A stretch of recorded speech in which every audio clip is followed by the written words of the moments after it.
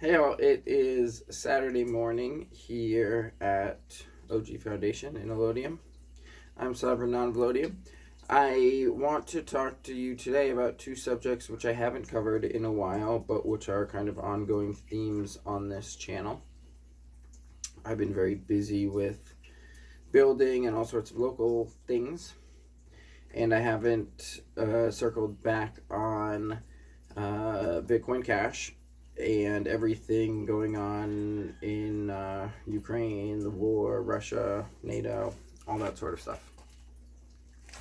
So I'm going to start with Bitcoin Cash because I think that's a little bit faster or more, there's less to talk about there. Well, since my last video about Bitcoin Cash, the Cash tokens upgrade has gone through.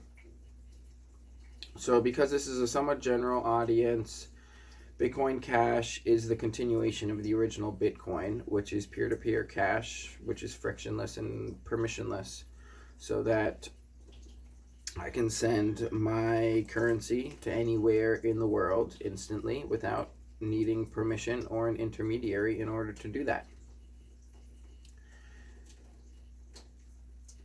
And what Cash tokens brings to Bitcoin Cash is the ability to do more than just cash, but a whole cash system. So including all of these various financial contracts and utilities which the financial system facilitates. A lot of these contracts and assets are able to be represented on the Bitcoin Cash blockchain now that Cash tokens has been activated. The upgrade of Cash tokens has been activated. There's no downside to it. It's been all gravy. There's a few different NFTs available where you can buy things on the Bitcoin Cash blockchain, including one called BitCats, BitCats Heroes, one called BCH Guru, and then there's another one called Emerald DAO. I'm not sure if that's technically an NFT. Well, it's not an art NFT. The other ones are pictures, and the Emerald DAO one is like a contract.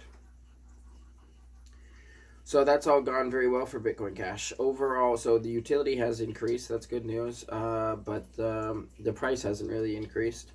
So the prospect, the gamble of investing in Bitcoin Cash as if it's money gets more attractive as its price goes down and its utility goes up. However, it has to be used in order for it to have that long-term viability. So there's a number of conundrums in there. It's already set up to be a form of money because it's scarce and it has value, but that value fluctuates rapidly, and then its use as a currency also fluctuates relative to what services support it. So, for example, in the past, I've used Purse.io to buy things on Amazon with Bitcoin Cash at a discount. I spent a lot of money on Purse.io. I haven't used it in the last year or two because my spending habits have changed, and I've heard some people say it doesn't work as well as it used to, which would be sad, but that was one way which I spent it. Another way which I spend my Bitcoin Cash, or I past tense spent it, was with a BitPay debit card. So I could frictionlessly move my Bitcoin Cash onto my debit card and then spend my MasterCard debit card anywhere cards are accepted. So that was a really easy way to spend the Bitcoin Cash to convert it into fiat. So one thing that has developed recently is that BitPay, the legacy system is attacking the crypto system in every way where it touches the legacy system, essentially.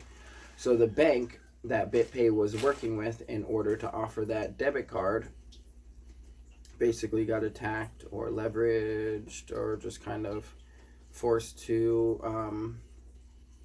no longer support BitPay and the cryptocurrency. So I had to spend all of the money on my BitPay debit card to zero it out, and so I no longer have a debit card to spend my Bitcoin Cash. So the price is down.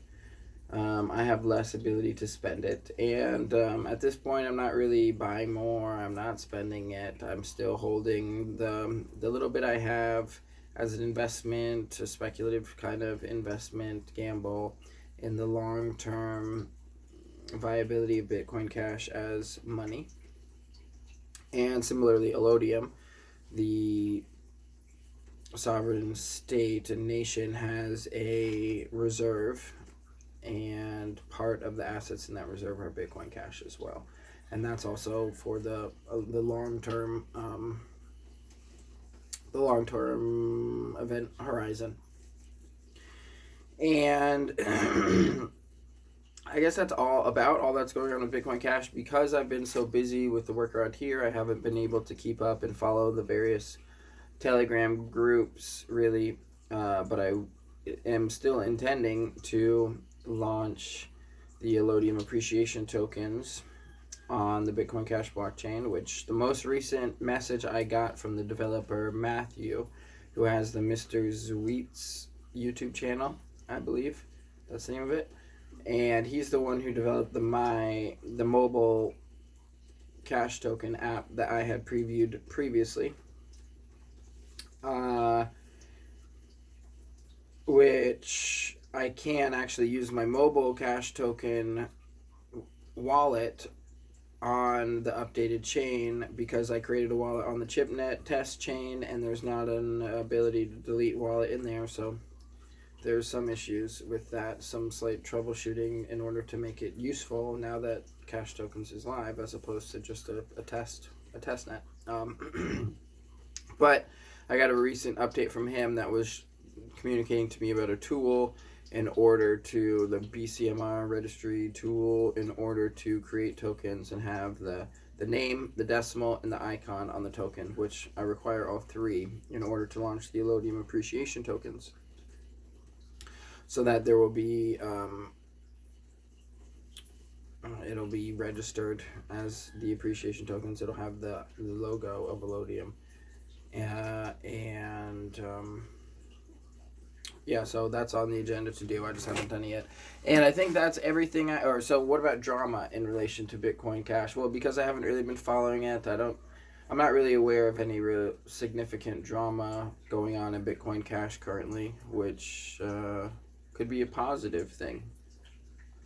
The whole premise behind the attack against Bitcoin and Bitcoin Cash is that it's a threat to the financial system, and currently, as far as threats to the financial system, the legacy financial system seems to be much, the threat is like the BRICS countries and these bilateral agreements and the de-dollarization. So as far as Bitcoin and Bitcoin Cash on the threat spectrum relative to the legacy US dollar empire, it's very low, we're very minimal, and it's possible that the Bitcoin Cash is relatively so insignificant in the grand scheme of things that it might not attract further subversive kind of activities in order to attack and destroy it.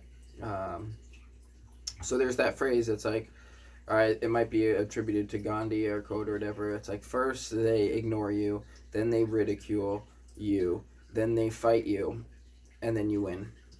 So the ignoring part, I think, happened in the very beginning of the split between BTC and BCH. And then there was a big ridicule part and then a big attacking part, a big fighting.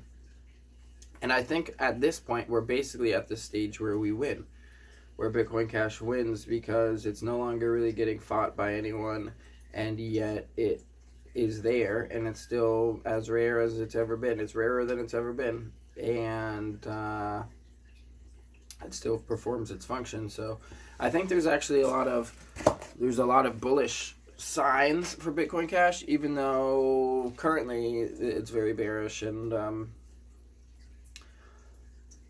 I'm still confident in its long-term utility and everything, and I'm only getting started with building on the cash tokens and everything. So I'm still optimistic about Bitcoin Cash, although there's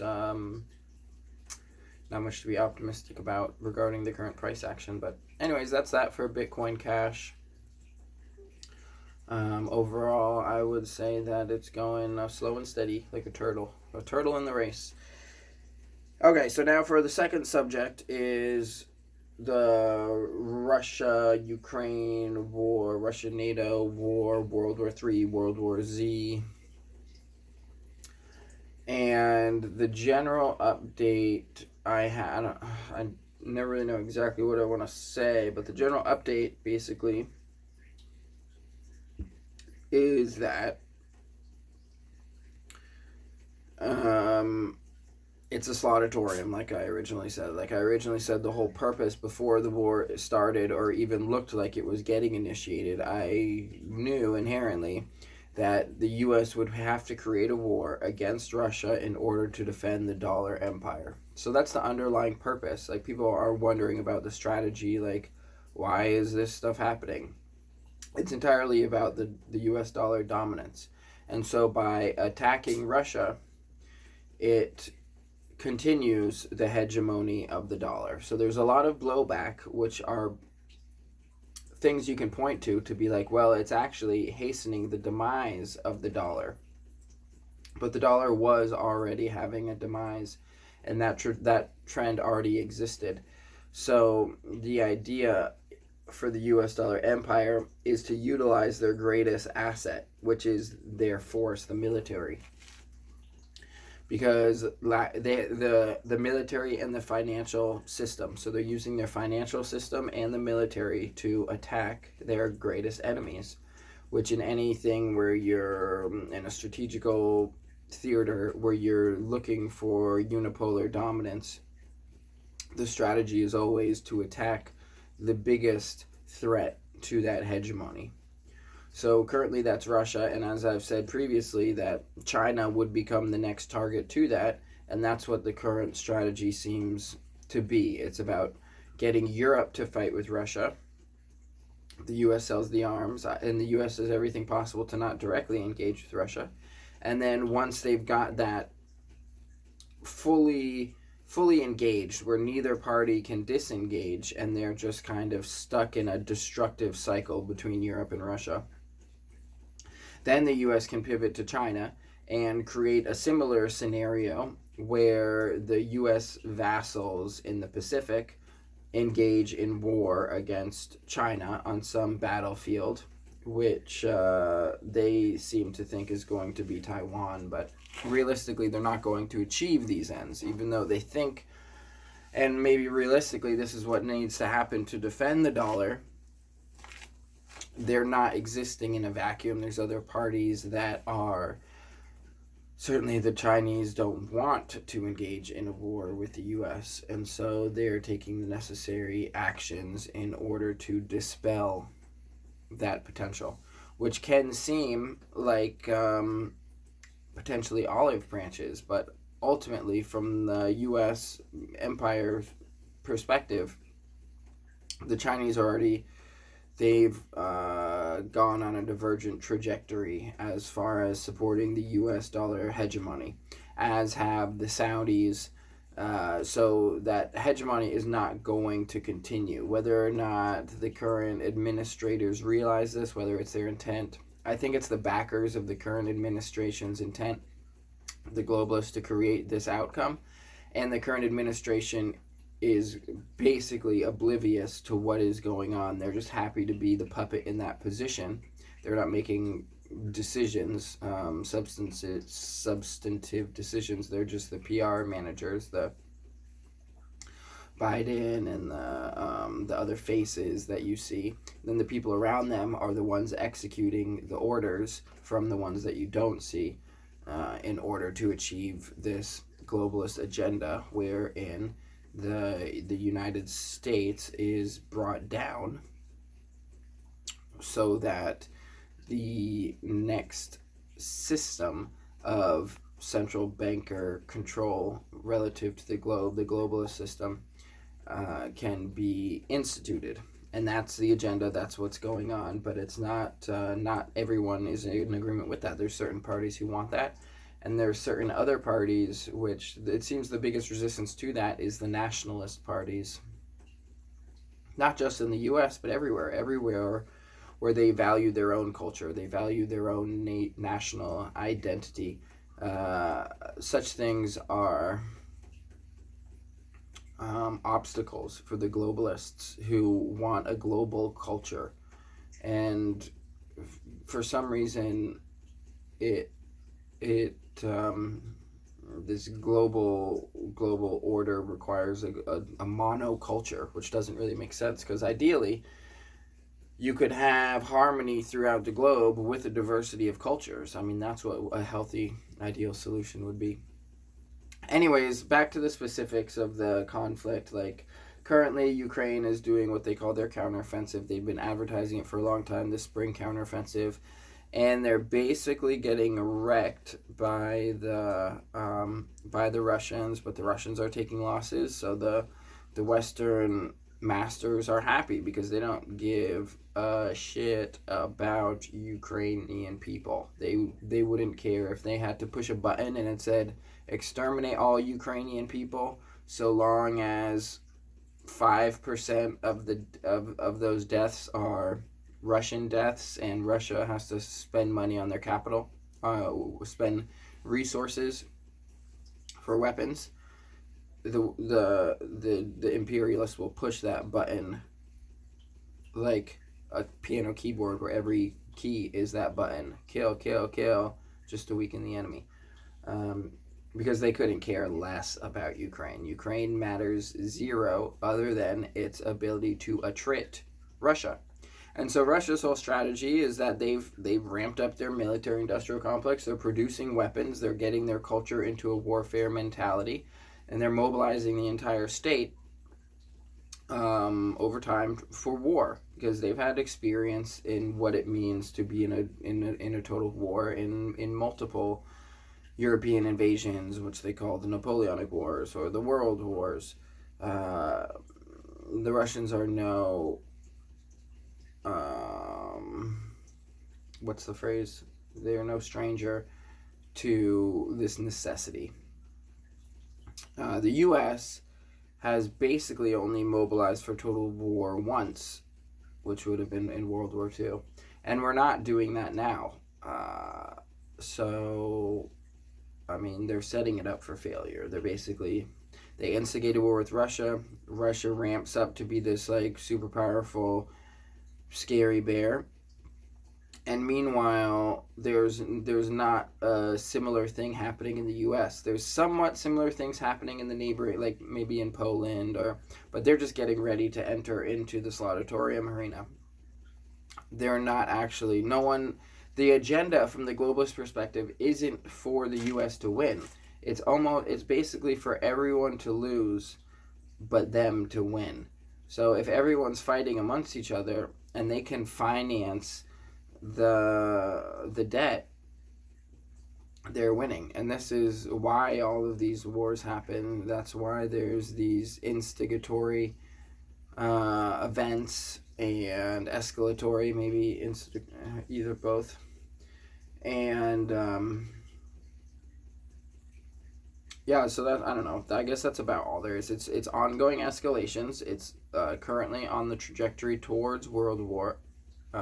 I believe it already is a world war, and that's what I made a video about when the Moscow ship was blown up. I think that was actually the first sign of it being a world war, because that was the first, basically, complex attack where you couldn't say that NATO and the U.S. weren't involved. Like, they were giving the targeting information to the Ukrainians in order to blow up that ship, one of the flagship of the Soviet or Russian fleet in that area.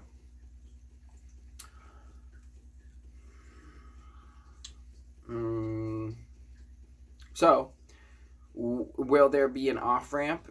It's possible that these globalists, they want depopulation, and a nuclear war wouldn't even really perturb them. I mean, it's not really clear in that perspective, but the current trajectory is basically that everything's escalating, Russia's winning, relating to the currency, the trend hasn't changed. It's just kind of somewhat maybe slowed. No, I don't know. I don't know. It's not looking good for the U.S. dollar empire. There's nothing that really seems like it's going to save it. It seems like it'll have a collapse. And then perhaps the nationalists will get back in power in the U.S. administration. And then after the collapse of the dollar as the world reserve currency, and then they will kind of clear out the debt, have a bankruptcy of the old debt, introduce a new American currency, not make it the global reserve currency, and then create a balance of trade in order to go forward in a peaceful multipolar world. But the one thing that will be absolutely necessary for that to happen is a balance of trade. And the one aspect of that is the bankruptcy of the government. So the government will have to go bankrupt along with the US dollar and then be replaced with an alternative. That's for the best possible outcome, because if that doesn't happen, if the government gets co-opted and subverted by, for example, the globalists, which is what it currently is, you get a much worse outcome for the local populace than you would get from a nationalist leader who actually wants a positive outcome for the nation which they're representing, as opposed to the globalist leader who actually, in relation to the U.S., they want as negative as possible of an outcome for the U.S. in order to fulfill their globalist agenda. So that's my perspective on everything that's going on there. And relating to allodium, allodium represents kind of one of these green shoots growing out of the zombified corpse that was the free and sovereign American nation.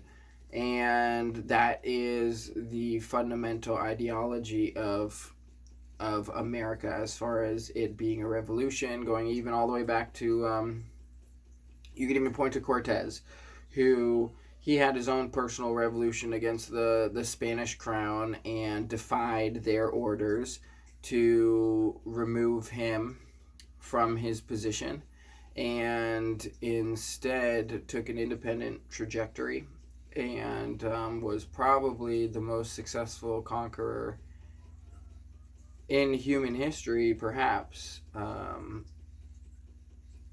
insofar as how he conquered the Mexico City. Is that the Mayans? I get the Mayans and the Aztecs confused. Anyways,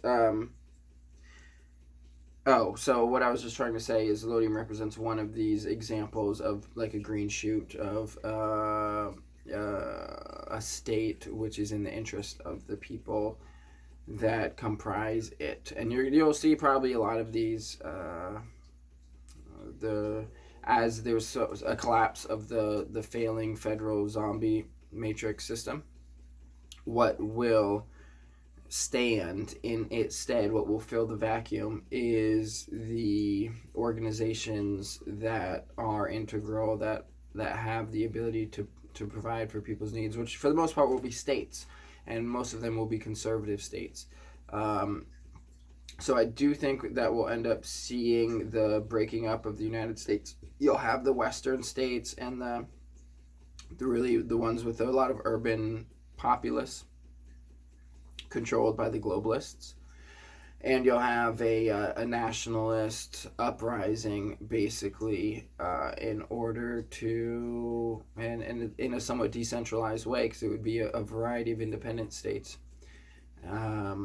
doing what is necessary for their own benefit and everything. So in some examples, like Texas, for example, so maybe Austin in Texas becomes like a center for globalist subversion, whereas otherwise the majority of Texas might be a mentality which wants what's best for Texas. So what you could see in a situation like that is the National Guard of Texas. They might have to blockade Austin, and then what you would have is basically the people would filter out of Austin who are ready to assimilate in other areas, the more conservative type people or Texas nationalist type mentality. And then the other people, they would be stuck in this kind of, they would be kettled in this kind of what you call like the neoliberal urbanite um, cancer, essentially. Uh, I think basically just I think that's kind of like a trend that if you don't quarantine these urban centers which are controlled by the globalists, then they will extend the domain of their control. However, the people of the country generally are the country they are in harmony with the domain of the country. So basically that's kind of what I see is that there'll be some states like California altogether and other states that may remain intact as states that will stay in alignment with the globalist mentality. So that'll be like California and Oregon and Washington and if that happened, then Hawaii certainly, and basically that's what I'm seeing going forward. I don't see a way out of that. Is that there'll be a death of the American Empire, similar to how there was a death of the Soviet Union, but now 30 years later, Russia is strong and they have some of the most advanced technology in the world in certain sectors 30 years after the collapse of the empire. And so I think you're going to see the US go through a similar thing, the collapse of the US empire, and then some and just like Kazakhstan and Belarus and Georgia and all these other countries emerged after the collapse of the Soviet Union, yet Russia remained. So in the US, you'll have a similar thing. You'll have these other countries emerge as the result of the collapse of the US empire. And so that would be like the Western communist countries. There would be the East Coast legacy New England countries. And then you're going to have a lot of your kind of Midwest, Southern, conservative countries. So, what are the values of America? I mean, it's obviously not going to be the West Coast communists, but if you like between the East Coast kind of legacy and the more Southern and Midwest country folk, there's a big difference about what is the spirit of America. There's a big gap between those two. And what's holding them together is basically, and holding all of them together is the US dollar empire. They're all bound by this ideology, this value system, this currency value system where everyone benefits by extending this currency monopoly, debt-based system onto the world. However, it's a limited time span, and once that fails, there's not really anything uniting these various parts of the United States. You could say it's the Constitution, but the East Coast legacy and the West Coast communists, they don't like the Constitution. It limits their ability to govern, because that's the whole point of the Constitution. Is it's meant to limit the government. So, of course, the people of the country, the conservative people, appreciate that because it's protecting their rights and curtailing the thing which is the biggest threat to their rights, which is the government. And I want to finalize my very last point on this for anyone who's listened this long. Thanks for tuning in. And the last point, I want to circle it all back to Elodia and because of the last video I had. So essentially, what I'm doing is demonstrating how the individual not only can, but has the absolute right to withdraw from these failing systems and to create a solution. So people don't need to despair looking at the failures which they are entangled with. They can disentangle themselves from such and create a more fitting, harmonious, common good, happiness reality, whether that's a form of government or a lack thereof. But essentially, even if I'm killed for making the stand that I'm making, it's still worth it from my perspective, because what I'm standing for is the ideal. So if you die while standing up for an ideal, then that's a glorious death. It means your life inherently and your death has value. Alternately, living a full life compromised to this system and just adapting to a sick system is only going to make you sick. So it's no measure of health, the ability to adapt to a sick system.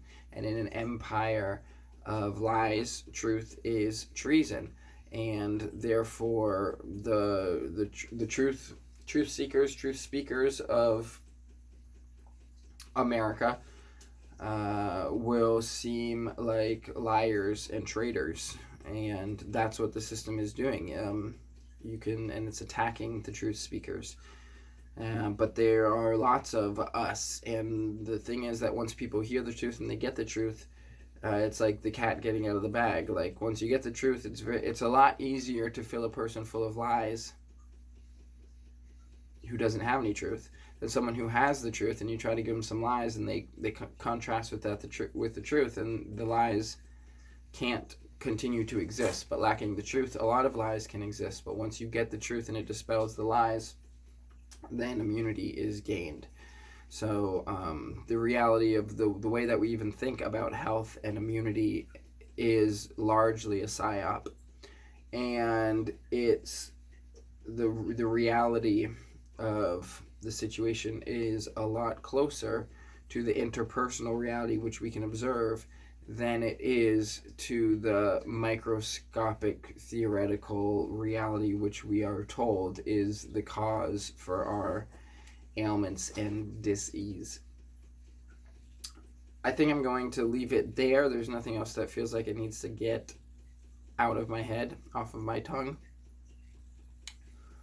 So thanks for listening to this update, and I will most likely put out the next weekly update Monday night. That's what I've been doing for the updates, is overnight uploading them while I sleep. And everything is going good here with the building, continuing to build. If anything, I'm only catalyzed to do more as a result of the external threats who are threatening the local destroyers, who want nothing more than to destroy creation. They want to destroy the creators, they want to destroy their creation, and they want to subject everyone to the system, the matrix system of control and governments, which they have devoted their life to serving, like a lawyer, to study the bar and then to uphold that bar of a satanic slave system, which the bar is relative to the crown, the centralized control system. And the idea of reaching that bar, it's like you get up to the level where the higher system says, oh, you have control and authority. I'm running out of time or something. I don't know what that's doing. Oh, 30 seconds. And then they have to keep everyone else below the bar. So they uphold the bar, they've got the royals above them, and then they subject everyone else below them. So they are just like the police, they're the enforcers for the existing system in order to keep everyone else enslaved, even though they're sold, they're pitched the job as if they're serving other people. But anyways, I'm gonna leave it there. Thanks for listening, and I'll talk to you again. I'll probably have another video out Tuesday morning.